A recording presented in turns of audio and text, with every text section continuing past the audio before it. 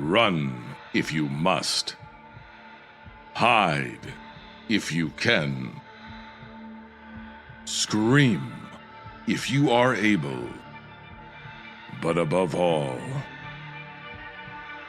if you are alone, don't let them catch you.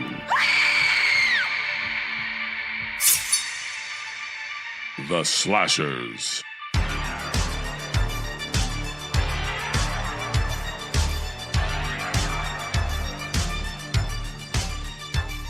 Hello, everyone, and welcome to The Slashers, a podcast where three film critics, that's us, with wildly different tastes, delve into the golden age of the slasher horror genre. We dig in year by year, and we present awards for our favorites, and we discuss. I'm Megan from Spoilerpiece Theatre. I'm Paul from The Countdown. I'm Jason from Binge Movies. All right, on this episode, we're going to dig into our blood pool. And this episode, we are starting part one of 1981. And we had to break it up because it is such a massive year with so many great slasher horrors to talk about. We're going to be talking about Home Sweet Home, which came out January 1st, 1981. Night School, which came out January 7th, 1981. My Bloody Valentine, which was released February 11th, 1981. And The Funhouse, March 13th, 1981.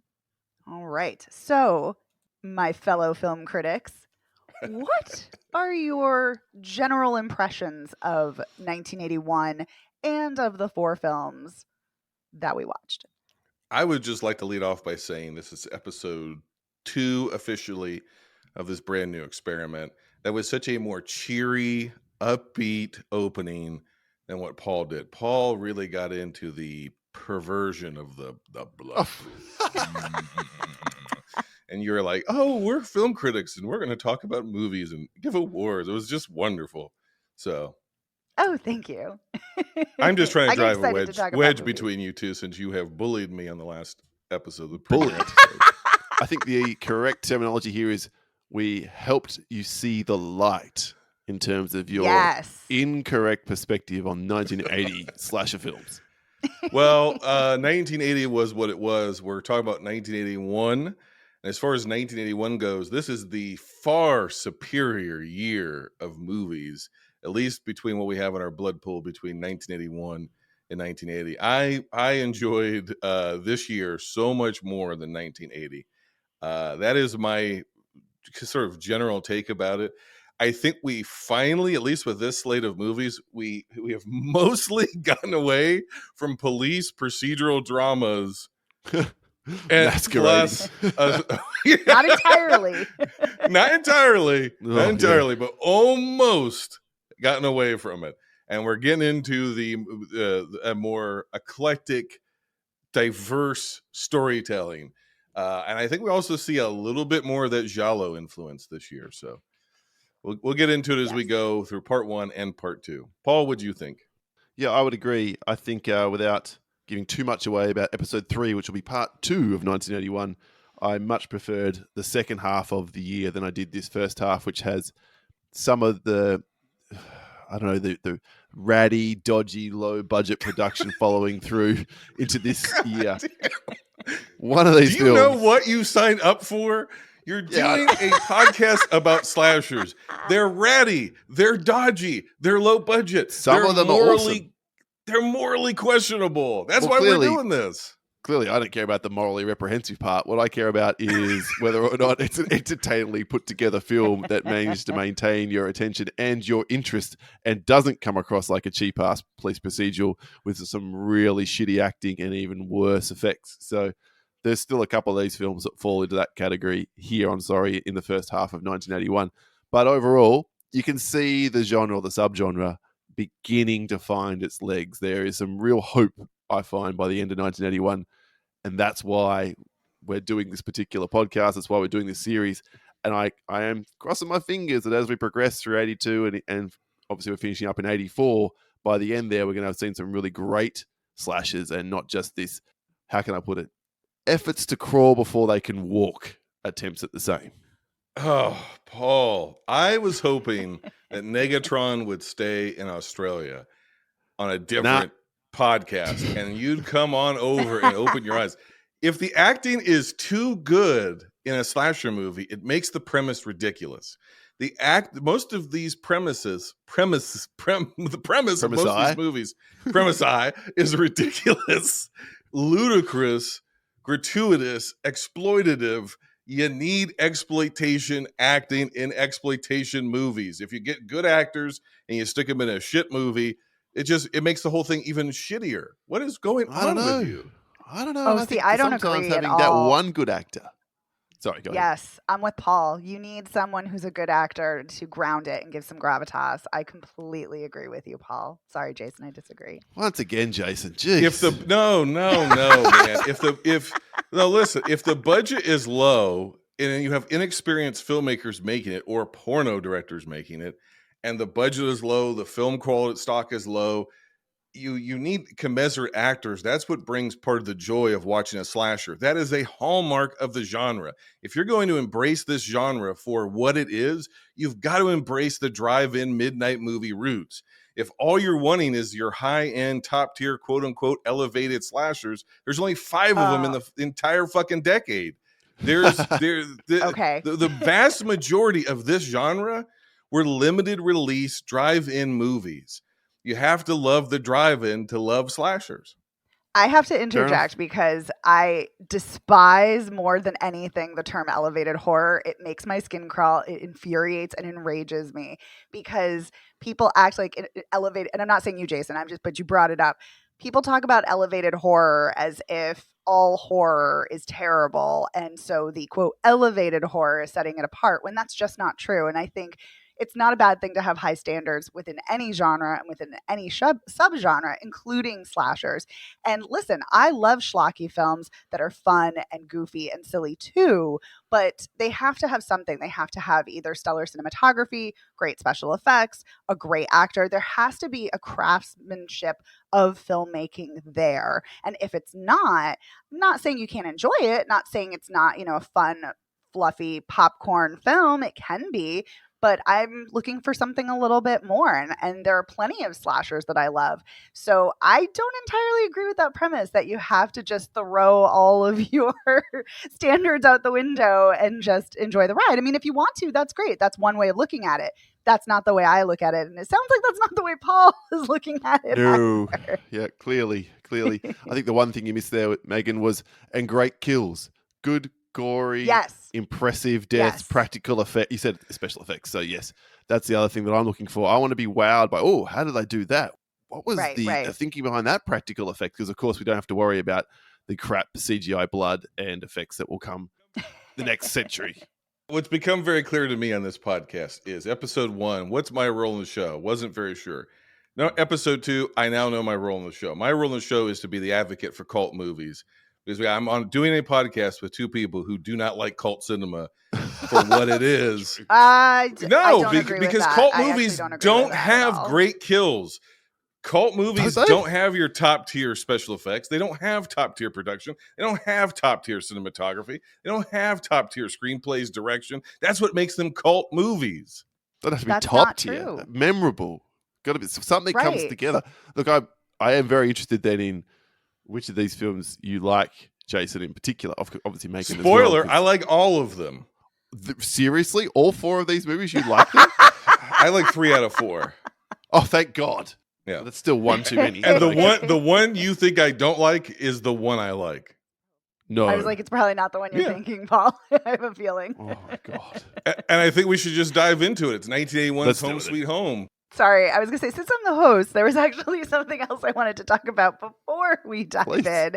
We're talking about commonalities. We're talking about common themes. And I think we would be remiss if we didn't talk about, because this is a recurring theme over and over and over again in all of these films in part 1 and in part 2, about class divides. And we're seeing that the rich versus the poor, the working class, it comes up over and over again. And I think that's a really interesting way to tie it into the conversation we're having here. Because I'm not of the mindset that you need to have a big budget or big name stars or, big screenwriters in order to have a great film. I think that there's beauty in improvisation, there's beauty in guerrilla filmmaking. And I think that with a tiny budget, you can still maximize and have an excellent film, or at least a really captivating film. So just wanted to talk about that too. But yes, Jason, you want to dive into Home Sweet Home, so go for it. It's 7 a.m. in Los Angeles, and our top story continues to be the intensive police dragnet for an armed and dangerous escaped mental patient. 26-year-old Jay Jones escaped from the Hobart State Hospital for the criminally insane last night after killing an attendant and leaving a guard in critical condition. Jones was committed to Hobart 8 years ago after a lengthy and well-publicized trial following the bludgeoning death of both of his parents.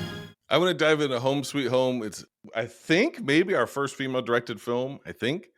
It was directed by Nettie Pena, who I think this is one of only a couple movies that she did. It stars Jake Steinfeld. Jake is the killer in this. Now, you might know Jake from a variety of things. Number one, he was most famous later in the 80s for home workout. He kind of became a fitness influencer. It was like him and Richard Simmons kind of competing. Richard was like the top. He was sort of heir apparent to Jack LaLanne. But then there was Jake Steinfeld. He had a program called Body by Jake and a series of workout tapes and whatever. Really big deal, made millions of dollars. But he's also known, he was the kind of original personal trainer to the stars. He got Harrison Ford into the Indiana Jones shape for Indiana Jones, Temple of Raiders, Temple, and Last Crusade. He is also Haley Steinfeld's uncle, and once you see it, you cannot unsee it. Well, there you go. And see, I don't think they look alike. Oh, they look a lot alike. The film was prosecuted for obscenity, and it was actually seized and confiscated in the UK under Section 3 of the Obscene Publications Act of 1959, aka the Video Nasties. So this is one that didn't, it sort of gained an extra reputation over there because they didn't really keep those movies out of circulation. It just made them, that much more taboo and that much more interesting to find. This is the strangest movie. If you ever wanted a movie with a rock and roll mime who is at a hotel/group home being hunted by a random killer at Thanksgiving, there's no clear understanding of who the characters are, what they want, but you will get Body by Jake himself doing a Macho Man Randy Savage style flying elbow onto a human being, onto the lid of the car. Is it boot or bonnet over there, Paul? I can't remember. But over the hood of the car. The bonnet, yeah. The bonnet of the car, smashing a guy to death. True Body by Jake. He was bodied by Jake. This is the movie for you. This is... Yeah, he was. This is so bad. Thank you. In all the best possible ways. Jake Steinfeld maniacally laughing his way through this horrendous, bizarre film. I loved it. I was like, this is the worst thing. This is absolute garbage, and I loved it. I spent this entire film with this incredulous look of disdain that only grew larger the further the film went. You just talked about the very best part of the film when he did do that flying elbow drop and crush the guy with the bonnet. Oh my God, it was I amazing. lost it laughing. Amazing. This film needs about 73 more scenes of that, and then it might be half decent. But no, instead we get... I'm still trying to work out the relationship between these characters, which is barely drawn in. And like you say, a miming guy who carries, I guess, a guitar and amplifier to annoy his dad, uncle, whatever I think is his dad, and then does up close magic. Yeah, lecherously hit on every woman that walks into the house. Yeah, don't forget the magic, Paul. And I honestly thought this film's going to end with him being the hero. Somehow we're gonna end up rooting for him. Nah, he just gets killed off as unceremoniously as everybody else. I'm like, what is this movie? Well, hang on a second, Paul. We've done this. We've been down this road, buddy. You know the rule is there's always an annoying prankster character in a slasher movie. Oh, yes, he might take the cake. That's a trope of the genre, and they always fucking die. So you should have known as soon as a guy is in mime makeup with an electric guitar and amplifier doing close-up magic and being lecherous, to Megan's point, that fucker's gonna die. He was marked for death the moment he put that Kiss makeup on. I was hoping against hope because he was in it for so long, doing the same fucking thing over and over again. Like, please end the pain. Thankfully, They whatever had his to name is. get you to the point that you wanted him to die. Well, that happened within about 3.5 seconds. So, well done, movie. Correct. Here I thought Paul and I would do a slasher podcast, and it'd be fun. But it is fun because Paul was in misery. I laughed and smiled this entire time because I knew, Paul, you would be in misery watching this movie. And I knew Megan would be the absolute wild card because you never know what you're going to get with her. So, Megan, tell me this movie is shit, and I'm shit for putting it on the list. Oh, I would see. I'm not going to denigrate anyone for their joy or for what they put on the list, so I will not do that. But this movie is absolute utter shit and trash. And when your film, the only good part of this film is the car hood scene, which is just so absurd and amazing. Yes. I mean, I love that kill. It's incredible. But that's the only memorable good part of the film, sadly. I mean, yes, the maniacal laughing is something to behold, but when you have such horrendously awful editing, horrendously awful cinematography, horrendously awful score, every bad acting, bad dialogue, like everything is just so awful. You have to have some great kills, much to Paul's point. And the only great kill is the car hood, which is incredible and wildly memorable. I will never forget that. So kudos to the film for that. And I'm glad I watched it for that alone. But the rest of this film was tedious and pure misery for me. I put that kill, and there's a couple other parts, like the very, very beginning where the guy is like he's parked in his car in the city and he's listening to the radio. It's like just the urban legend trope of like escaped mental patient going around strangling and murdering people. He's just sitting there, and then Jake Steinfeld appears in his window. It's like, and just starts killing him. I was like, I know what I'm in for. I'm in for Silent Night, Deadly Night 3 or 4, where it's like garbage day. Like that is this genre, the tier of film that we are in. This movie should be memed. I think the only reason why it isn't memed is because it kind of got a very limited release. It was not a video store favorite. It kind of disappeared. It's very hard to find, and it's only recently, like in the last 10 years, begun to resurface. And people were mostly stunned that Jake Steinfeld, Body by Jake, aka Big Brother Jake, who had a 4-season sitcom on the Family Channel in the United States, as a foster child who grew up to become a big, strong man who adopted and fostered kids. He had a squeaky, family-friendly image. Lo and behold, he did this seedy, dark, ratty, shitty exploitation movie, and that's its claim to fame. And it's found a resurgence because of that. And I'm so glad that it did, because I got to put Paul through the misery of watching it, and I got to watch it myself. And the laughter, Paul, isn't it worth it just for the laughs? Megan, she laughed. Why didn't you laugh? The bit that I did laugh at, and you were doubled down, and I knew exactly what kind of film we're going to get. And you said this movie should be memed. This is a scene should be memed when he runs over the old lady, laughing as she crosses the road. With some of the worst editing that I've seen since a student film that I once watched at a TAFE graduation, which showed another person being hit by a car. It was at that level. I'm like, oh my God, this is awful. That's the joy. You have to modulate your brain and go, okay, I know what I'm in for.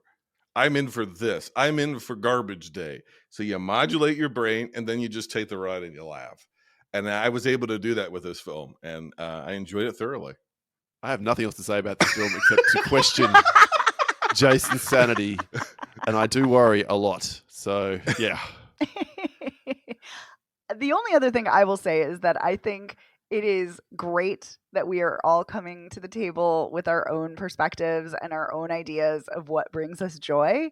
And I am very sad that it did not bring us as much joy as it did you, Jason. But I am truly delighted it brought you so much joy. And I will say that kill was great. That kill was worth the price of admission. So the old lady kill, the guy in the car, the first time Jake Steinfeld appears and is just laughing maniacally. The the trunk, the bonnet kill, or the hood kill. Oh my god. Yeah, there's at least So three good. memorable scenes.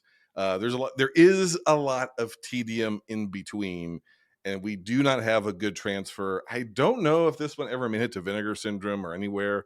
I don't think so. It might be out there. The transfer we have is not great. So we need a 2K restoration of Home Sweet Home, put out like by we 88 need a Films hole in the head. or Vinegar Syndrome. And I'm gonna have Paul and Megan revisit it once it gets into HD. Oh God. I think I'll pass. All right, Megan, what's next for us? All right. Our next film is Night School. Prepare for a lesson in terror. Night School. Came out January 7th, 1981 with Rachel Ward. Of all people. I know. One of her first roles. So what did you guys think? Take everything Paul said about the Home Sweet Home and apply it to this. This was an exceptionally tedious, extremely slow-moving movie that really only had higher production value. It definitely had, better cinematography. It had one gag in it. It's not a kill, it's a fake out that I thought was absolutely incredible. But the entire rest of the movie feels like any paint by numbers 90s thriller, which obviously the 90s thrillers essentially just absorbed and mainstreamed exploitation slasher filmmaking. So this is a police procedural, blah, blah, blah, blah, blah. And then this whole convoluted thing about, whoa, this white lady's appropriating indigenous people's made up human sacrifice. And it's all because of sexual jealousy and getting rid of your sexual rival. Oh, it was just the only two things that were good about it was this is our first motorcycle helmet killer, which it will not be our last because this is like a sub genre. And the beef stew fake out at the diner, I thought was absolutely the beef stew fake out incredible. is so good. So like that is exceptionally good filmmaking for this type of film. Don't disagree with any of what you said there, Jason. Like I said, the dreaded spectre of the police procedural is back masquerading as a slasher film, and Prepare for a lesson in terror. This is tedious, it's painful, it's so predictable. You can see where it's going. 35 minutes in, the moment she has the conversation with the waitress at the cafe, and then that waitress dies, I'm like, well, there you go. Clearly we can see who the killer is here. And this was, I'm sure, Megan, you might like to speak to this a little more, but the sexual politics of the time in rampant display. Here is this white, middle-aged, middle-class, or maybe even upper-class professor who's just basically hanging out at this girls' college to sleep with as many of the girls as he possibly can. And then when there's a woman who is running the college who clearly has some designs of her own, that's not okay, but it's okay for him to do this for as long as he wants until his girlfriend starts killing people for doing it. It's gross in that way, and I did not enjoy my time with this one iota any more than I did with Home Sweet Home. Now, here's the thing. We have to describe this beef stew thing because we all like it. That's the one thing we can all agree on. It's a huge chunk of the film. I'm like, the whole time, like, how long are we going to spend doing this for? But the thing is, I loved it for that reason because there's a woman, the waitress gets decapitated, right? And so the next morning... None of morning, which you see, by the way. Can I just add, you don't get to this. It's pretty... what happened. No, you know what happened. And so there's some construction workers who come into the diner, and the diner owner or the main guy who runs it, he comes in the morning, and they're like, oh, they've already been working. They want some stew. She's not there. We're hungry. Give us some coffee. Give us something to eat. And the lady who normally opens it and closes the shop, nowhere to be found. The shop's in disarray. And so the entire time we think that her head is going to be in this giant vat of stew. We think it's going to be in the refrigerator. We think it's going to be in the cupboard. We think it's going to be in the vat of stew. And fake out. And it builds tension, relieves tension, builds tension, relieves tension. This goes on forever. They get served the stew. They find hair in it. You think, oh my God, this is going to be the reveal that they were eating head stew. And that was the grossest part of the whole movie. Oh, it's amazing. And it turns out it was just hair. So and it just random hair. Because when he drains it, there's no head in it. And I thought, this is incredible. I loved it. It's a great scene. It's great filmmaking. That is good filmmaking. It is. Yeah. I agree. Listen, I have a lot to say about this film. Prepare for a lesson in terror. But the thing I have to say first is I think it's hilarious you both did not like it. I thought this was great. Oh, wow. Wow. There's the first real shock. No, second How shock. the tables have turned. How they have indeed. Like, listen, this is not a good film, but I enjoyed the hell out of this specifically because of that beef stew fake out. And that is such a long drawn out scene in the kitchen. And it's just so great. And I loved it. But there's other things I love too. And I have to say, as a Bostonian, this film got me right from the jump because it is not only set in Boston, it's actually filmed in Boston, which many films that are set in Boston are not filmed in Boston. So there's that. And there's little touches of authenticity, like the fact of Austin, the lieutenant, saying to his wife or girlfriend, he's like, well, let's drive down to the Cape. And this is such a minor thing, but whenever people talk about the Cape, that is the proper way to say it in Boston. You call it the Cape. You don't call it Cape Cod. You don't call it the Cape Cod. And that's it's always a dead giveaway in other TV shows and films is when people have not lived here or ever been here, they just don't know. And so those little touches and seeing people like actually on Beacon Hill and actually by the aquarium, that really like endeared this film to me. I was like, oh, I love this. Okay. Somebody actually did their due diligence. I really enjoyed that. And I liked the cinematography at night with the lamps. It was very, evocative of The Exorcist. And I really dug that. So I was here for that. And I liked Rachel Ward's ridiculousness. I liked that we have a methodical woman killer. Like, yes, she is a rich white lady. She is appropriating, like you said, Paul, a fake tribe, which that is not a tribe. And oh my God, I mean, as an anthropology major in college, I can tell you firsthand how appropriative and racist anthropology has been historically. And this is very indicative of that too. So arguably, you could make the argument that it is making a commentary on that. I don't think it is, but you could make that argument. I also love, you mentioned the dean, the woman Dean Paul, who is a lesbian, and that it's okay for her to hit on students, but not Professor Millet. No, I said it wasn't okay for her. The film immediately kills her the moment that she is revealed to be doing this. Yes, that's true.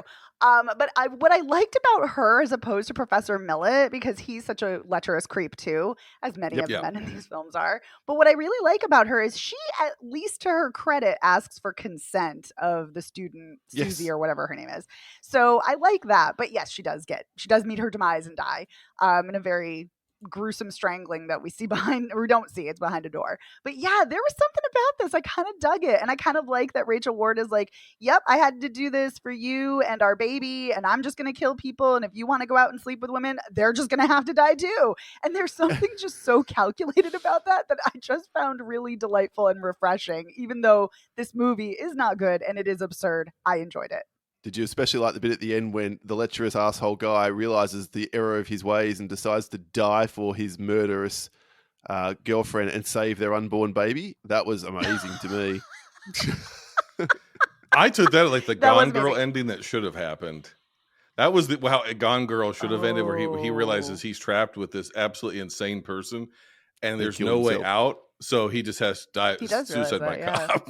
Like, I'll take the rap and get out of this. That's what I love about Gone Girl, though, is the fact that he does know he's trapped and he doesn't leave. Like, he's trapped and he is stuck in prison. I love Gone Girl. I love that ending. But anyway, I would have preferred Ben Affleck putting on a motorcycle helmet and a woman's leather jacket that somehow fits him and gone out died in a hail of gunfire. It's amazing what an angry, jealously spurned person can do when properly motivated in terms of... Exactly. Listen, adrenaline can make you very, very strong. And, I also love women full of rage. And the fact that she is so rageful, again, I love seeing that. And I love that explored in horror films as well as in other genres too. And also, another kind of a side note, talking about the politics of this film, I like that they at least talk about abortion. Like, she's like, I'm not having an abortion, just so you know. And he's like, oh, well, I didn't ask you to. But I like that we get that, because after the early 80s, we get such a regression where you can't talk about abortion. You can't even like allude to it in a lot of movies. Like it's such a weird taboo. So it was really refreshing to see that here, which is not surprising, but still is nice to see. So another thing I liked. If I can, I mean, I'm glad you enjoyed it, Megan. It's nice that so far 1 out of 3 of us has enjoyed the 2 films. The part that which really does my head in is we spend so much time with this police officer and his sidekick, and they're back and forth. And it's a different movie. It absolutely is. It feels like we spliced 2 complete different. That's a great way of describing it, Jason. Yeah, what are we doing? It's like a comedy. It's a buddy comedy film. Comedy film. And then it goes nowhere. And then and it does. It ends with him having a big gag and jumping out of the back seat. You'd end up with a bullet in your head, buddy. Yeah. Good work. Well done. The ending is so bizarre. Yep. It's so weird. It almost unraveled the whole thing. Because we have this like tragic, like he realizes that the millet realizes that his objectification of women has driven this woman to rage or insanity, and he's ultimately the blood is on his hands. Like he didn't do the killing, but he's responsible. And he's got this unborn child, and he sacrifices himself at a hail of gunfire. And then that should be the end of the movie. But nope, we decide to keep going, wrap up the cop story with a nice gag at the end with a freeze frame. Yeah. It felt like a it ended the episode of The A-Team. Yeah, it did. Oh my God. It did. And I was like, okay, that's an odd choice to end this very dour ending. It was like, I don't want to send him home sad. Let's send him home happy. And they chose the A-Team ending. That's a great call, Paul. So weird. Leading to I have to say one more thing about this and that ending and that partner that I love is another touch of authenticity in this film is that his partner is Armenian, and there is such a huge Armenian community in Watertown, which is a suburb of Boston. And so again, it was just like another thing that I was like, oh, we have an Armenian character. I love that. Somebody has clearly lived in Boston who worked on this, and I love that. But yeah, the ending is Megan, terrible. Let me Megan you. I'm so glad that this gave you joy. And I'll never take away something that gives you joy. But I found the filmmaking to be abysmal. I found the acting to be atrocious. Now let me be Paul. Let me be Paul. Prepare for a lesson in terror. This movie absolutely sucked. I can't believe anybody could find enjoyment out of this film. You're so much kinder to each other than you are to me. I was going to say makes much more sense when I say that to Jason. So that's why I didn't say it to Megan. Aw, well, thank you. and wouldn't. I appreciate that. All right. Paul and I have been abusing each other for a decade via the internet. Coming up on. Yeah. It's not a week ending in K if Jason hasn't had a shot at me over Twitter and I find out about it 2 days later. Oh, hang on, better respond to that. That's very true. Like, yes. That was a real zinger. Yeah. Yeah, I always do it too when I think he's going to be asleep because I want him to wake up in the morning and check his Twitter. Like, what the hell is this? There's a whole thread. What a nice good morning. So he's just paying me back for all of that on the slashers. Oh, all right, Megan. You think we're wrong about Night School, aka what's the other? Terror Eyes. I know, aka Terror Eyes, and it was another video nasty too in the UK. This was what? This is madness. I know. Oh, the video nasties was madness. It was. I thought there were some legitimately disturbing films that they were like trying to keep away from impressionable young minds. The only way this is disturbing is why are these two genres mashing together in this way? So would you have preferred it be called Terror Eyes because it's a pun? It's like a, Terror Eyes, EYES, aka Terrorize, Would have fit like the film better? You like Night School better? I think Terrorize is actually better, but neither is a really good title.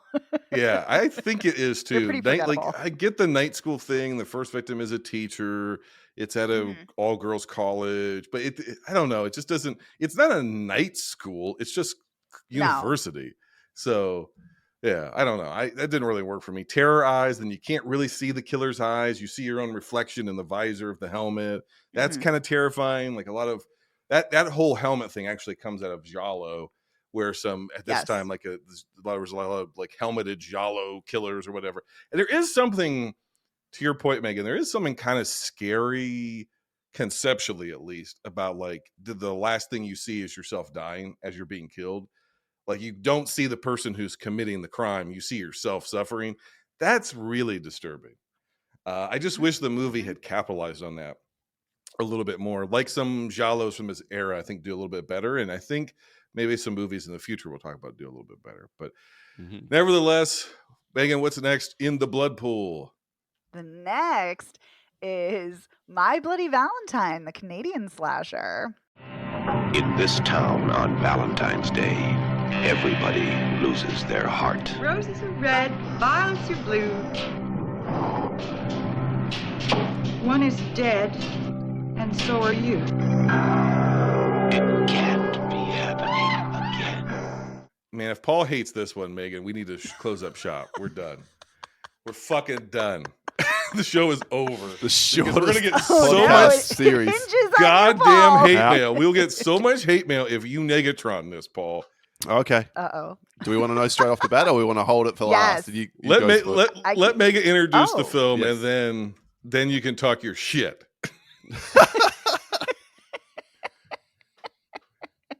All right. So My Bloody Valentine came out February 11th, 1981. And it, like I said, is a Canadian slasher, and it involves a bunch of miners. And there was a mining accident where some people got buried alive and one person survived. And then supposedly every year, this person comes back to terrorize the town and make sure they don't have a Valentine's Day dance, because when the collapse of the mine happened, it happened to employee error and there was a dance happening. And so the killer wants to make sure this is not happening again. And surprise, there's going to be a dance. And so murders start happening.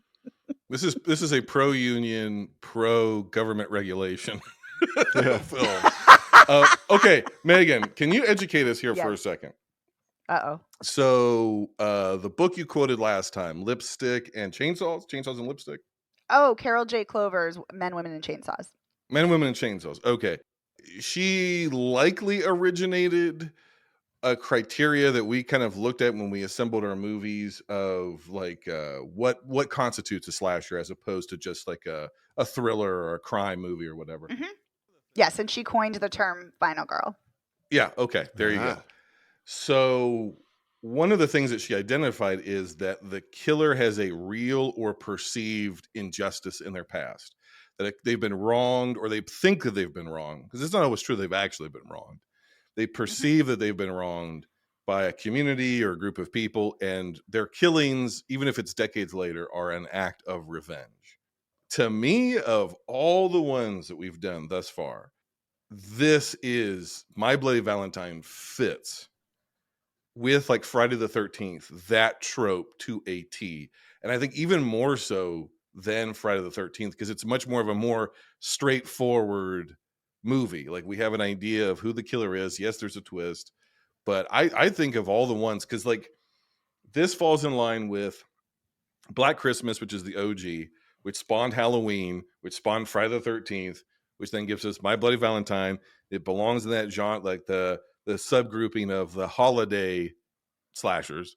But this has all of those key elements that she identifies in her book. There's penetrative killing weapons, although he uses a pickaxe quite a bit. And I'm going to go so far, I'm going to shock Paul and maybe shock you. Oh. Even though it's a little bit of Halloween, even though it's a little bit of Friday the 13th, I think My Bloody Valentine is superior to the original Friday the 13th. I think this is a much better movie than the original Friday the 13th.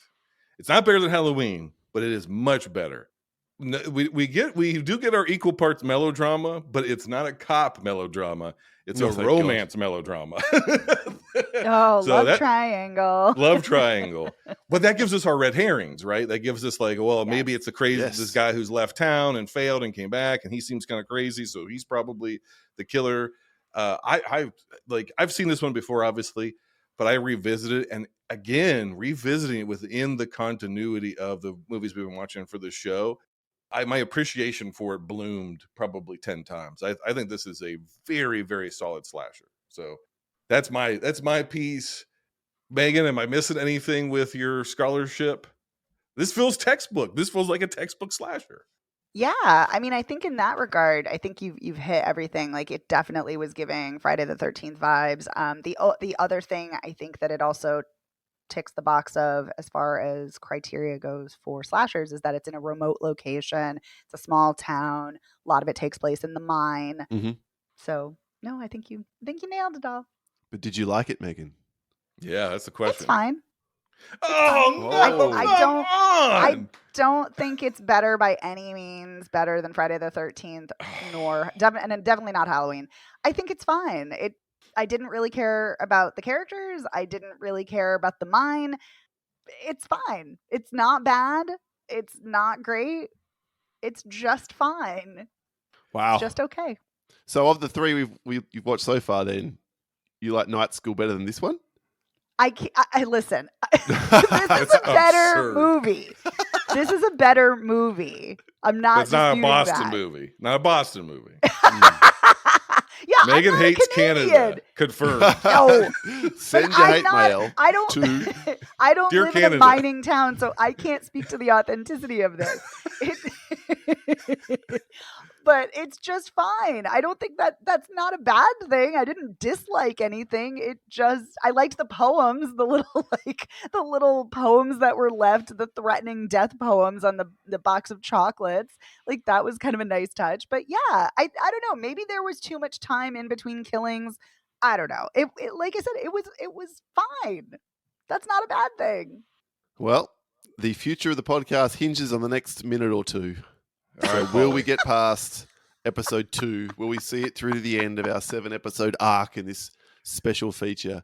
But history is about to be made for the Slashers podcast, because I agree with Jason. Oh, I think this film Finally! Right. Jesus This- Christ, Paul. is what I come to see when I want to watch a slasher film, especially from the 80s. I want to see a good setup of, as we have heard, someone who thinks they've been wronged. I want to see some great, crazy kills, and this film's got them in spades. There's a couple of absolute zingers in this movie, and I don't want to know halfway through the film 100% who the killer is. And in this film, legitimately, there are 2, arguably 3 characters that could have been almost all the way through to the end. And there's a couple of little That's true. things that That's throw true. towards who it is, and you pick them up and then you can see it, but it's only in the last 20 minutes of the movie. So this ticked all the boxes. It's by far, of the 3 we've discussed so far, my favorite of this particular episode. And I go so far as to say probably the best one that we've talked about so far on the Slasher podcast. So Let me- I don't- Whoa. Let me ride this wave really quick because it's going to end. Paul's going to break my heart in short order.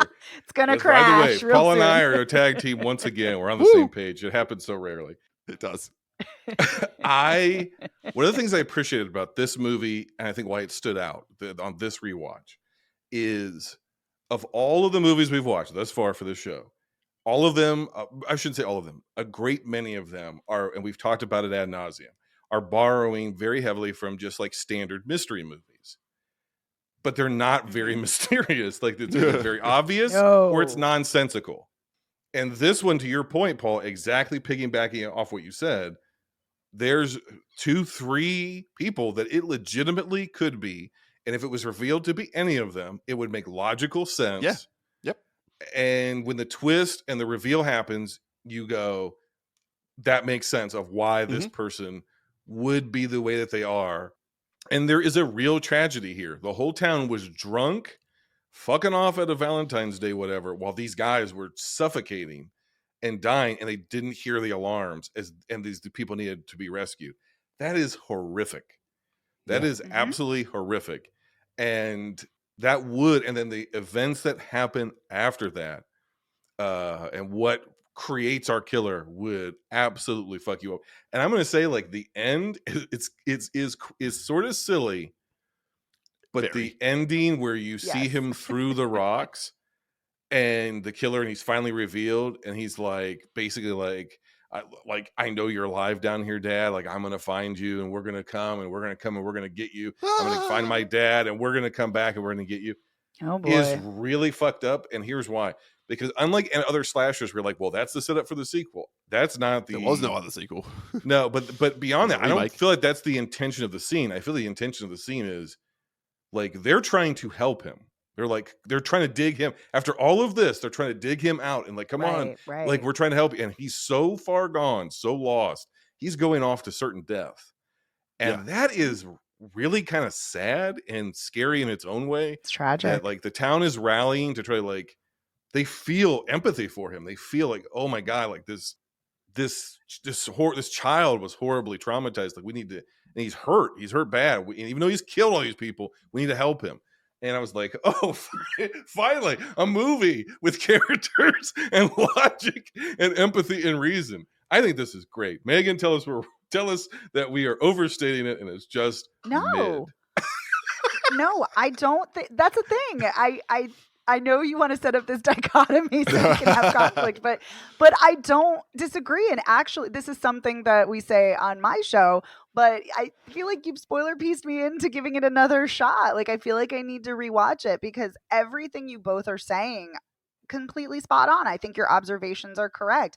For whatever reason, it just didn't land with me the same way it did with both of you. Yeah. Possibly, Jason, it might be because I have only seen it the one time. Maybe on a rewatch, I would appreciate it more. I think you're both right, though, that the mystery around the killer is really great.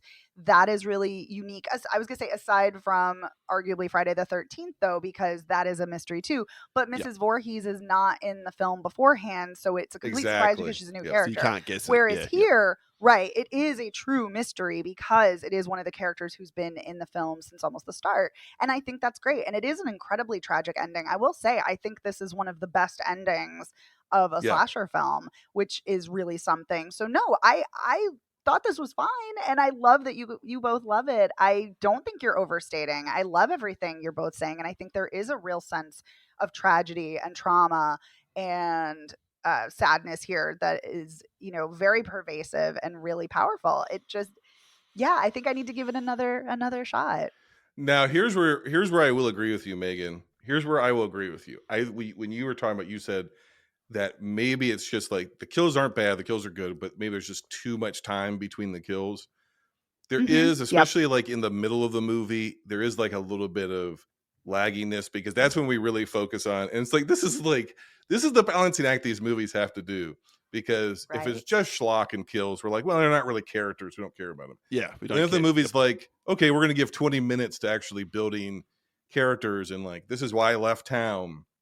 This is why people in town don't like me. This is why I had to come back. Like everybody thinks like it's like tall poppy syndrome, right? It's like everybody thinks oh, you're so good, college boy, or whatever. You left and now you failed and you came back. And like he's dealing with that, and like the girl he loved has moved on and she's with this jerk. But like it's like that's what movies should do, but at the same time, it does go on a little too long. So I do agree with you. It does kind of bog down the middle of the movie. I think it's got a very strong opening, very strong ending.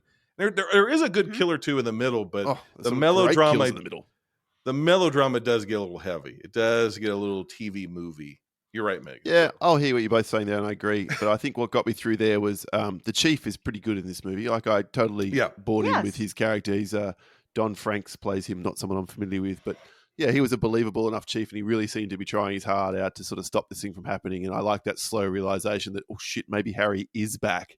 So I guess that got me through staying on the journey with him. So can I also say, because Harry's not dead, he was confined to an institution after turning to cannibalism and murdering people.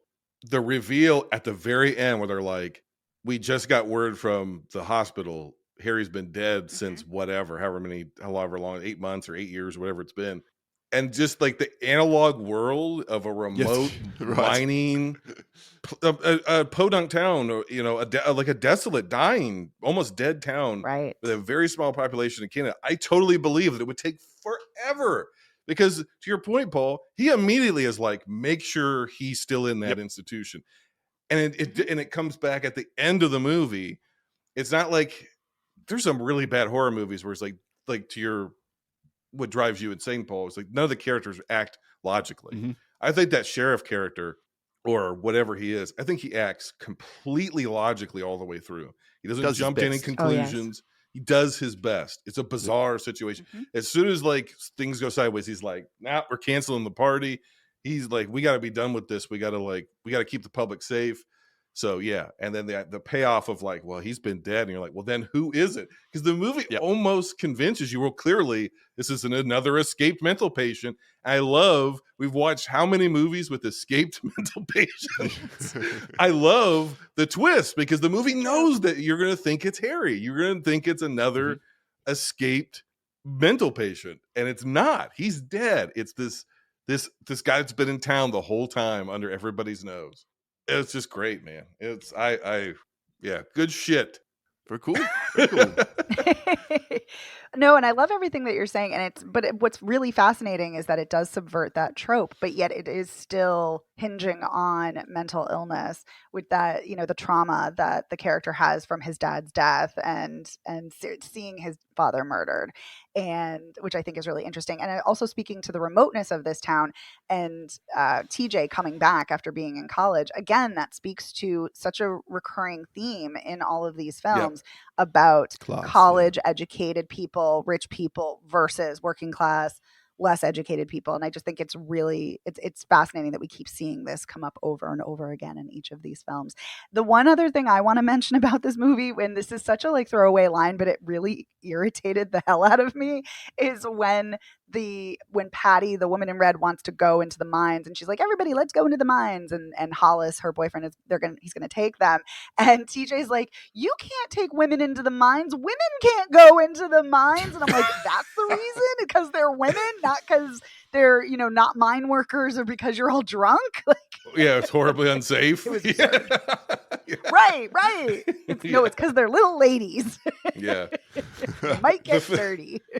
The famous bit of trivia for this movie, though, is that they shot it in a real mine, and you can tell it was an active, explored mine, and I think that goes a long way for the movie. So when they actually arrived to the town to shoot it, they had cleaned the mine.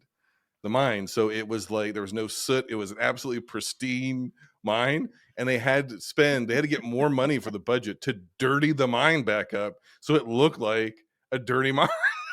Which is just the whole town was like, well, we can't show them our dirty mine. We're going to clean it up. And they scrubbed the mine clean, which is hilarious to me. So, yeah. And also, I think is this our first Canadian slasher? Maybe? I think so. Yeah. I can't remember back to last year off the top of my head, but we've got one from Boston, one from Canada, and one from LA, apparently. Nothing from Perth so far. Sorry, Paul. No, looking out for that one. Not yet. Nothing from Australia. Finally, a little bit of consensus. Yes. My God. Almost. All right. We're getting there. Continue We're getting there. with the last film this week. Yes, our last film is Tobe Hooper's The Funhouse, which came out March 13th, 1981. Something is alive in the Funhouse. Something not alive like its father. Something better dead. Something that has the form of a human, but not the face. This better be good. It's gonna be great. Something that feeds off the flesh and blood of young innocents. Come on, here we go. This is it. Something that tonight will turn the Funhouse into a carnival of terror. About a group of kids, four teens who go to a funhouse and decide they want to spend the night inside the funhouse, and then murder happens. And of course, who can forget Amy's jerk little brother, Joey, or whatever his name is. Yes. And he decides to also sneak out of the house and go to the fun house and be a little jerk, because he is a jerk right from the opening film. Because you see a POV shot from the killer, or what you think would be the killer, and it's a red herring because it's just Joey scaring his sister while she's taking a shower. Not gross at all. It's definitely a Halloween Psycho homage. With sure. How many Absolutely. Psycho homages have we seen thus far of shower deaths? So many. Joey is, I think, the first character in these movies, other than, he's more, I would say he is the first character who is seemingly aware of horror movie tropes. He references, like, he's into horror movies. His whole bedroom is all horror movie-esque. And I think he only exists because at the end of the day, like his plot just sort of resolves itself. I think he only exists so to make us think that Tobe Hooper is going to kill a kid. Like, I think he only exists to be at the periphery of like, oh, the whole time we're going to be worried that he's going to die. Well, if he wasn't such an a-hole, maybe. Go ahead, Megan. Look like you were going to say something. What were you going to say? Yes, I was going to say, as far as kind of self-aware horror trope characters, we have the protagonist from Fade to Black in 1980, who is very aware of horror tropes and references horror films. More the golden age of cinema, of course, but he's also very into horror cinema as well. Yeah, it's true. Paul, I'm very curious about what you and Megan think about this movie. We'll start with you, Megatron. Okay. I was a big fan of an author by the name of Richard Lamond, who worked mainly through the 80s and 90s. And his style of books was, he would slashers and then really lecherous, nasty men doing terrible things to women. And there's always a horrible sexual, sadistic vibe to his books. And every so often he'd veer off into just straightforward occult and supernatural horror. But all his books have this very similar thing, which is they're really slow for the first half, 2/3, as he really takes his time building these characters up. And then things happen in a rush in the last half an hour, if you will, of the book, or the last 50 pages, 60 pages of the book. That's this film for me. This film, it feels like it's a real throwback to the 70s. It's so slow moving and slow paced. And that's okay to a point. But by the middle part of this movie, given that a-hole Joey, all he's doing is actually extending the runtime of this film because nothing happens. He just gets sent home. What do you fucking do? This film could have been a lot better had it been 15 minutes shorter and we got into things a bit quicker. But I actually think that the atmosphere that it builds is, this is a proper film, right? This is directed by a proper film director. It looks like a film. As opposed to some of the shit that we've had to sit through so far. And it plays out like a film, and it's got some decent actors in it. To our point at the original part, Kevin Conway as the dad / freak show bar, he's completely convincing in this role. And I think this is a pretty good film. Not in the level of My Bloody Valentine, but certainly a lot better than the other couple that we've seen this week. Sorry, Megan. Our host with the most, Megan. What do you think? So I've seen Funhouse before. I saw it, I don't know, 8-10 years ago at there's a theater in Boston, or right outside of Boston, called the Coolidge Corner Theater. It's an amazing independent theater, and they run a horror marathon every year for 12 hours. And at one of the horror marathons, I saw this, and I liked it then.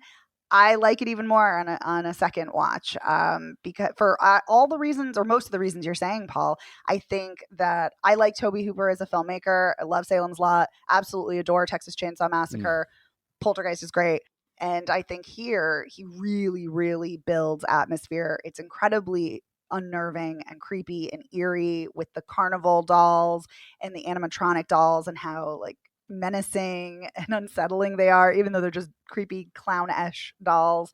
And the score is great with the little carnival music touches. And then everything does kind of come together rapidly at the end. But I'm okay with that because of the great atmosphere and world building that's happening in this film and really striking images. Like there's some fantastic cinematography here. And it's very like, I can't see how Guillermo del Toro in his Nightmare Alley could not have been inspired by some of the shots from this film because there's the enormous eye, and then you have Amy and her boyfriend. They're framed in a giant mouth with like green iridescent light, and it's just some stunning shots. So I really like this film a lot. I also really appreciate that the killer is kind of a sympathetic killer in the sense that he's a creep. He's gross. He strangles a woman, after she won't have sex with him when he pays for sex, which is very disturbing, obviously. But he's really sad. And the first time we see him, he's wearing a Frankenstein's monster's mask. And it very much is evocative of James Whale's Frankenstein, and very much kind of the same way of pathos that the monster is a sympathetic character. And I think that the killer here has a sympathy about him, because of his abusive father and because he's deformed and all of these things. So I just find this a really interesting and entertaining film. So I like it a lot. I think the movie suffered when it came out, largely because it was in the wake of Texas Chainsaw Massacre. And I think everybody was assuming that this, based on even if you just look at the marketing of it all and the poster and everything, like it almost seems like it's going to be another like creepy carny family, and they got a deformed guy in the back, and they're going to chop you up and all this sort of stuff. That's not really what it is at all. It is. No. It almost harkens back to movies from the 30s and 40s, Megan, to your point. It's almost like Universal horror. I would imagine it maybe even he borrowed some stuff from the original Nightmare Alley.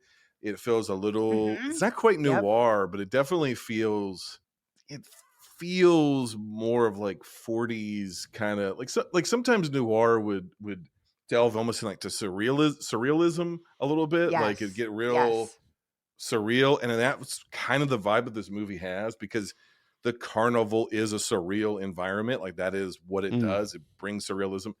So it definitely seems like he's intentionally not making Texas Chainsaw Massacre. He's intentionally making a more classical style film with, at that time, 1981, modern kind of sensibilities, to your point, Paul, especially towards the end. You know, and we do have the quote unquote the monster who is sympathetic, who's just a deformed child who is just grown up without love or, you know, real parentage or whatever. So I've this is a rewatch for me as well, and I've never really jived with it as much as I did this time, because I think the first time years ago when I watched it was like, okay, Tobe Hooper, like it's gonna be crazy, you know, it's called Funhouse, and like and it really isn't, you know, it is based on a novel, and I don't know how the novel plays, but it is, like, to your point, Paul, it's a slow burn, and it is a, like you said, Megan, it's atmospheric. It is doing a lot with visuals. It's doing a lot with, I think where I would ding it, and maybe this is more on me, and maybe that you two could help me. What is this ultimately? It seems like he's got bigger ideas on his mind than just like, you know, crazy carnival monster kills people. Is it because the carnival barker says something of like, he either says it, you know, because he kind of talks to nobody and also talks to his son and also talks to the people in the ceiling, the teens. At some point, he's like, we'll make the bodies disappear and we'll pack up, and before you know it, we'll be in another town. Is it like preying upon the fear of the outsider, the fear of the other, the fear of the low class carny? What's going on here? What is because he's building atmosphere. What's the subtext? I guess that was where I had a hard time like connecting with it. What's the subtext? This is the outside, but it's the class thing. Like these are.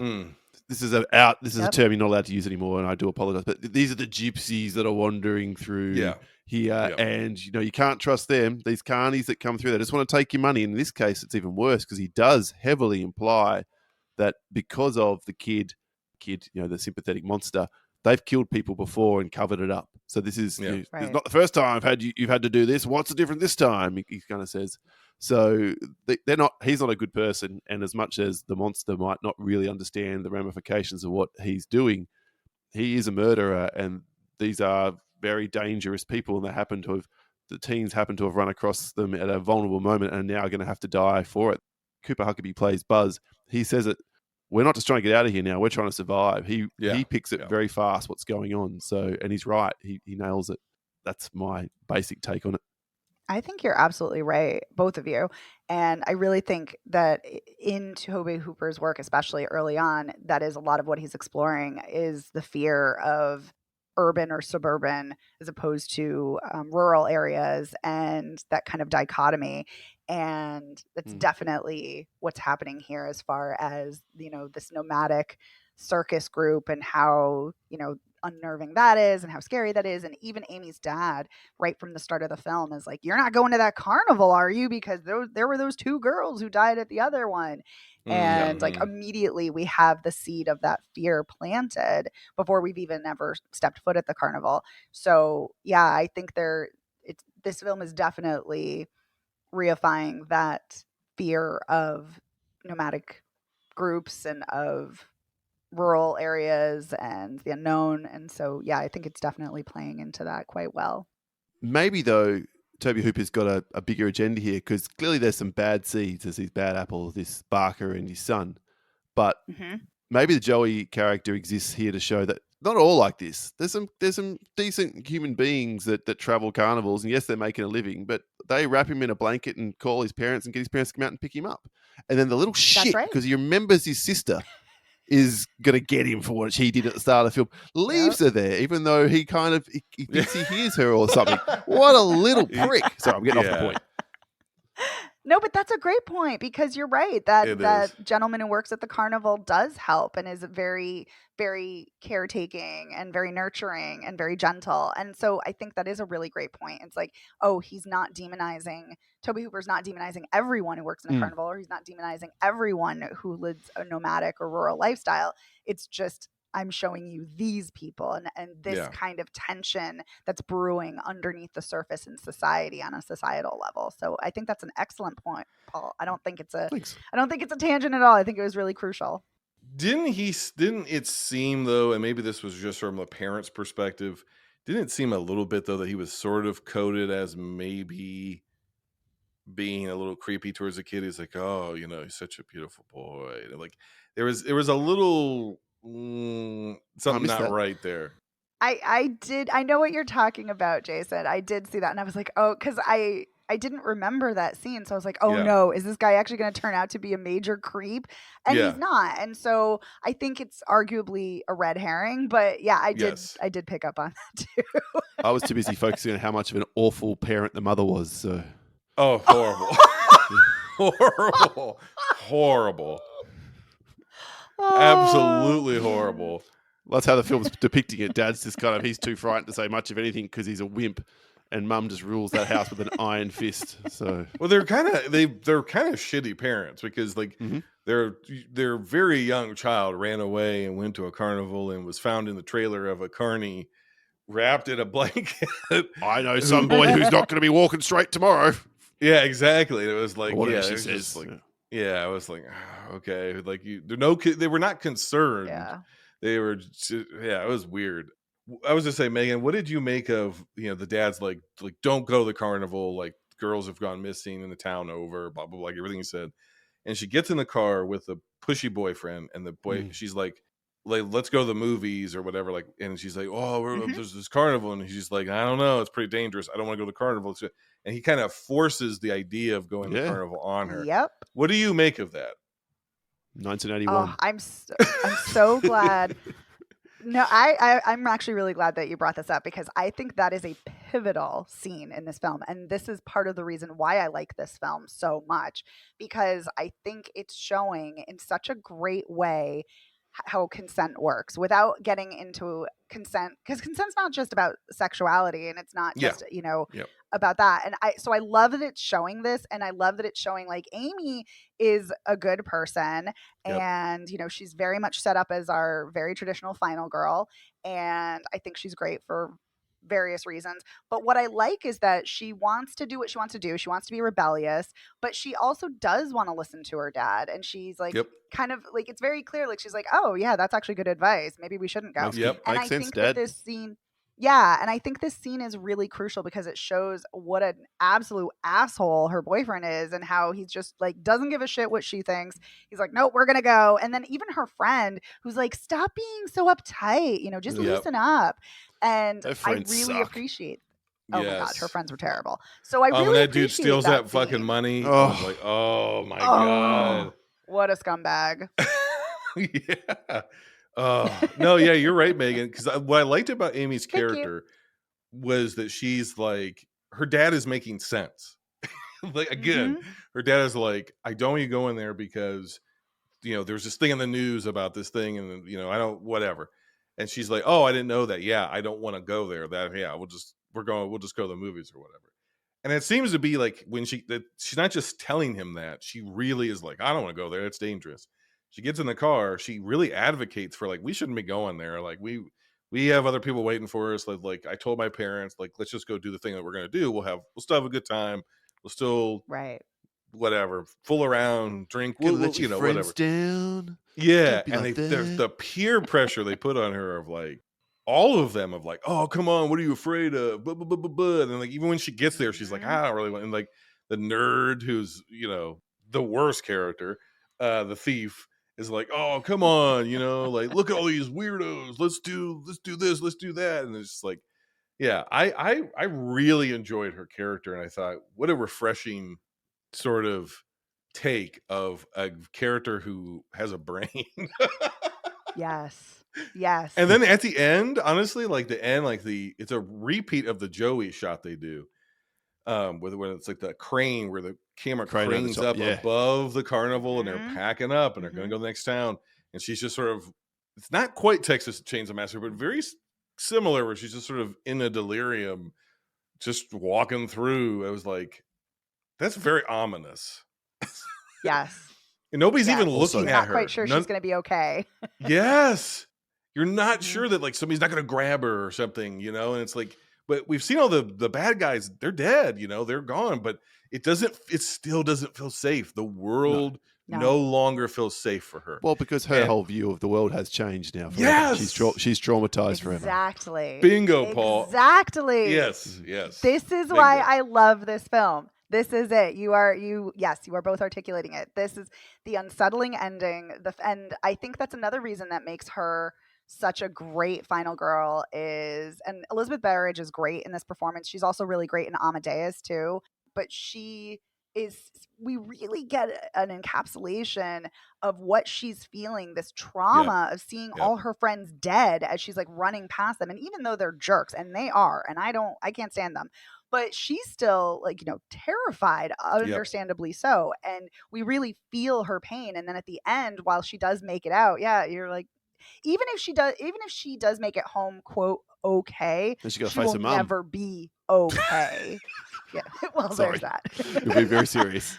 Yes, but she'll never be okay. And, and then that's arguably like, you could argue that's what Tobe Hooper is saying about women in society, is that they'll never be truly safe. They'll never be okay. They always have to look over their shoulder.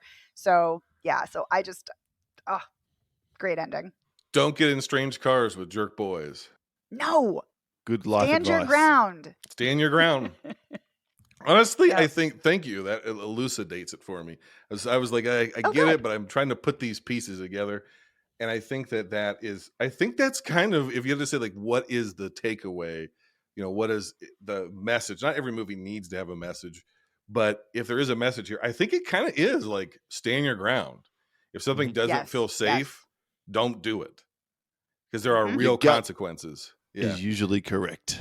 It's interesting too that we don't want to go too far down that road, but it's interesting that the boy character ends up being okay and the girl character ends up being traumatized at the same carnival. The brother, Joey, is fine, basically. Yes. And she is not. That we know of, yeah. That we know. Yeah, that we know of, yes. Depending on how you read that situation. Like he was, right. Yeah, very much so. Yes. Yeah, listen to your parents. Don't go to strange places, and listen to your gut. Stand your ground. I don't even know if it's listen to your parents. It's listen to good advice, wherever that's coming from. And it just happened to be because it didn't come from her mom. Yes. Even if your dad's a jerk, he might be right. Listen to good advice. He might have good advice. Yeah, he might have good advice. Yeah. Right. Wow. Yep. Okay. Wow. Thank you. I feel educated. I mean, you did it yourself, or we did it together. We did. Well, that's what the show's for. Statements. We think through the stuff together. That's the fun of it. Exactly. I love it. All right. Are we ready now to dole out some awards? This is where the goodwill ends. We found so much goodwill. It all goes right in the pisser. I know. Let's find out. Since we're talking about final girls, let's start off. Who is your best final girl? I think we just talked about her. If I can jump in and go in first, I think it's Amy in the Funhouse by a long way. Agreed. There isn't a final girl in Night School. The Home Sweet Home girl is ultra lame. We didn't even talk about her. She just faints and falls asleep. Well done to you. And the final girl is supported by the hero, the final guy in My Bloody Valentine. So it's definitely Amy, not just by default, but because she's a really good final girl. She eventually has to fight her way through this and manages to do so in a smart, intelligent way and survive. So well done, Amy. Well, if any, the final girl in Night School is the killer. Yeah, okay. Or you could argue that it's the police lieutenant Austin and he's a fun boy. You could make that argument. Yeah, it's true. Not saying you want to, but you could. It's the practical joke loving police lieutenant. Yeah, who Oh my God, that ending is so pretends bad. to kill a recently traumatized person. Wow. Freeze frame. No, okay. Nah, we're all on the same page. It's definitely Amy for sure. Yeah. There you Yay! go. Oh my, Consensus. yeah, Woo. without question, it's Amy. The Amy goodwill is the best. continues. Love Amy. Yeah. Woo, woo, woo, woo. All right. So let's talk about best kill. This will be divisive. Will it? I will say that I think the best kill is in My Bloody Valentine. And this is where I had Paul up to that point. This is where I lose him. It is the woman who is turned into a faucet of her own shower. Oh, okay, right. Yeah. All right. Oh, good That one. is so creative. And so she's like, I'm going to go take a shower. And he's like, okay, I'm going to go off and do whatever and find whatever it is he's doing. And he comes back and he's like, he starts to get undressed and then just the blood from her head is the shower. And he's so horrified. It was so creative. It's so different than just a slashing. We're really now getting into what we wouldn't see from Jason Voorhees for a couple more iterations of the Friday series, where it's like some kind of creative mutilation. So that was the one I loved the most. It was just so different. What'd you have, Megan? Oh, what? I can't believe I'm going to pick this, but I am. The flying It's elbow. not because it's technically not, using a slashing weapon, but Home Sweet Home's trunk kill. It's so, I'm thinking about it and I'm like, a lot of these films don't have as memorable as some of these films are, they don't necessarily have a really memorable kill for me. Yeah. But that I will never, ever, ever forget the trunk body slam murder. Jason is one happy man. I am so happy in my heart. I'm stunned. glad I can bring you that joy. Yeah. I enjoyed that more than I enjoyed the movie. One. Yeah. No, I hated the movie, but that kill is great. No, I enjoyed you picking that more than I enjoyed the movie. What a great turn of events. Nice. I love it. That was wonderful. That's why, Megan is a wild card. You never know what she's going to come with, ever. I love it. It's true. I went with My Bloody Paul. Valentine as well, and it could have been one of 3 or 4 kills, including the one that you mentioned, Jason. But I went with the pickaxe through the bottom of the chin with the blade coming out of his eye, with the eye hanging off the end, because it's that little extra detail which really did it for me. Just the fact it was extra. The fact it was the guy who has been saying, you better not have this party, and then he decides, you damn kids, I'm going to scare you real good. And then he 3 times he goes back to that doorway, the shot goes back, and you're like, nope, there it is, bam. I was expecting to get it through the top of the head, because that's what happens all the time with a pickaxe, in horror films. That's true. No, the other way, which I thought was quite inventive and different too. So another vote for at least My Bloody Valentine kill in that respect. That is a good kill too. I agree with you on that. All right. Best cult film or favorite cult film? Home Sweet Home, baby. Home Sweet Home. Jason, come on. I told you the goodwill was going to end. I've said enough about it. I've taken enough abuse for it. Let's just move on to Paul. Paul, what is your favorite cult film? This is the category I struggle with in terms of giving these awards for the blood pool each week, because is it the film which is so deplorably shithouse yet people might find funny, and like Jason had with Home Sweet Home, or are you trying to award it's not the best film but the film which is most cult, like you say, because it can't be the best high budget whatever film. So I fucking hate that I'm doing this, but I guess I agree with Jason. Whoa. Yeah. Whoa. Because there's 2 good films in this blood pool this week, and they're good films, so they're not cult classics. I guess maybe My Bloody Valentine could be considered to be culty because whereas The Funhouse is too good a film to be considered a cult classic, in my opinion. Yeah, and the truth is that most of these movies underperformed. You know, the Funhouse was not a hit. That's true. My Bloody Valentine was not really a hit. These are underperforming movies, so technically they're kind of all got lumped into cult movie status. But I think the reputation of Funhouse, and the reputation of My Bloody Valentine has gone on to exceed its initial reception. Yeah. And there's some of these, you know, Night School I think is a lower seen movie, and Home Sweet Home definitely is. So yeah, I was like, well, you're taking the words right out of my mouth, because, and maybe the goodwill has sunk, because my cult film, I can't believe it, is Night School. That's cool. that lines up. Makes Makes sense.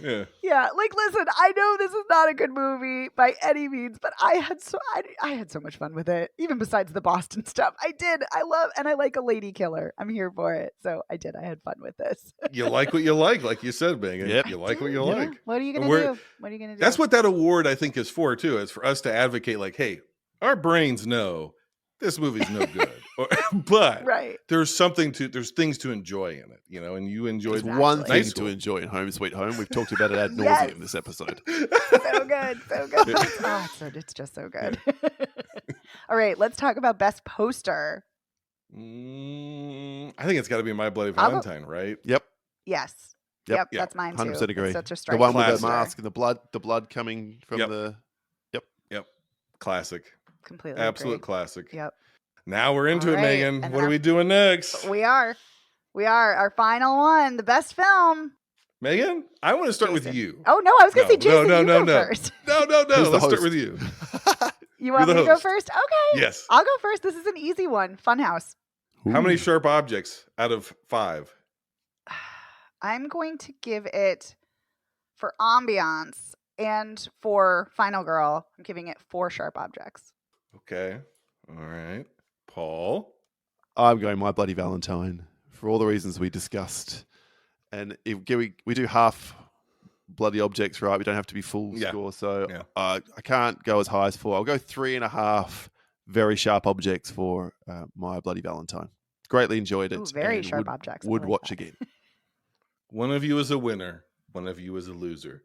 Because I agree with one of you. Here we go. So it's not Home Sweet Home, I think Jason. you agree with Paul. It's not Home Sweet Home. I agree with Megan. It's the Funhouse. Oh, that's the best My run movie comes to an end. Not coming. This blood pool, and I give it. I'm not quite there, but 3.5 out of 5, just behind Megan with it. Really enjoyed it. All right. My runner-up would be My Bloody Valentine, but my runner-up's the Funhouse. The Funhouse is a better directed. You know, the cinematography, everything Megan said. That's fair. Cinematography, everything. So I enjoyed that. I enjoyed it more. And again, it's another one that was elevated with this rewatch, which has been an interesting thing for me to experience during the show. So that's why I think it's so important sometimes, if you can, to rewatch things, because I think it can oftentimes solidify your opinion, either for better or for worse. So that's very true. 100%. So this has been my favorite episode thus far, because I felt less personally degraded by Paul. I'll work on it for next episode. I'm sorry, listeners who come just for that part of the show. Yeah, Paul, do better. I'm excited for the next episode. I'm excited for the next episode. Yes, I am too. And speaking of the next episode, let's talk about the blood pool for the next episode. We're going to be talking about The Burning, Happy Birthday to Me, The Prowler, and Butcher Baker Nightmare Maker. Yes. I can't wait. If you haven't heard of one of those, you're not alone. I cannot wait for what Paul and Megan have to say about Butcher Baker Nightmare Maker. I'm excited. I think we're done, right? What? Are we done? Nope, not yet. We are not done yet. No, because if you want to follow the Slashers podcast, you can listen on various social media platforms, and such as Letterboxd, where we are the Slashers. That strangled scream you heard right there was Megan dropping out, unfortunately, before she could finish that point, which is to say, you can also get us slasherspodcast@gmail.com. We hope you've enjoyed the second episode of the Slashers Podcast 1981 Part 1. Thanks so much for joining us, and remember, we'll catch you later.